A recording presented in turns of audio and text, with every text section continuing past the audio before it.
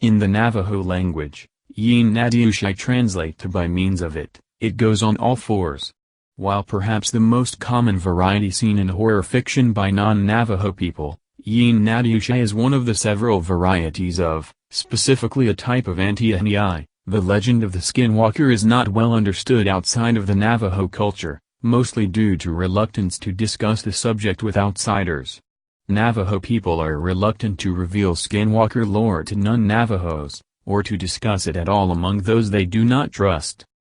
A quote by a Navajo person goes as what happens when Rowling pulls this in, is we as Native people are now opened up to the barrage of questions about these beliefs and traditions. But these are not things that need or should be discussed by outsiders. At all. I'm sorry if this seems unfair, but that's how our culture survives. Navajo witches, including skinwalkers, represent the antithesis of Navajo values.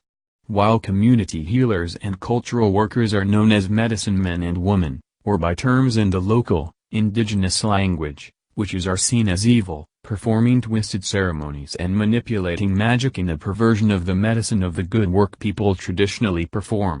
In order to practice their good works, traditional healers learn about both good and evil magic.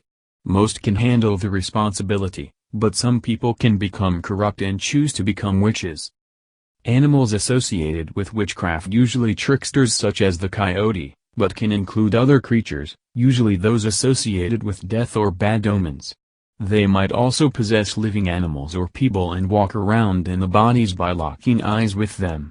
Skinwalkers may be male or female. Skinwalker stories told among Navajo children may be complete life and death struggles that end in either Skinwalker or Navajo killing the other, or partial encounter stories that end in a stalemate. Encounter stories may be composed as Navajo victory stories, with the Skinwalker approaching a hogan and being scared away.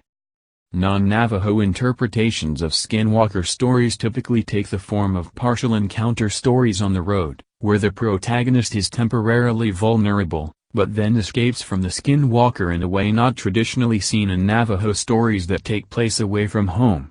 Sometimes Navajo children take European folk stories and substitute Skinwalkers for generic killers like the Hook.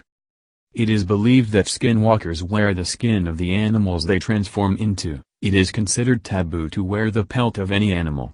In fact, the Navajo are only known to wear two hides, sheepskin and buckskin, both of which are only used for ceremonial purposes. Those who have talked of the encounters with these evil beings describe a number of ways in which a Skinwalker will try to inflict harm. Some describe hearing knocks on the window or banging on the walls. Others have spotted an animal-like figure peering through the window.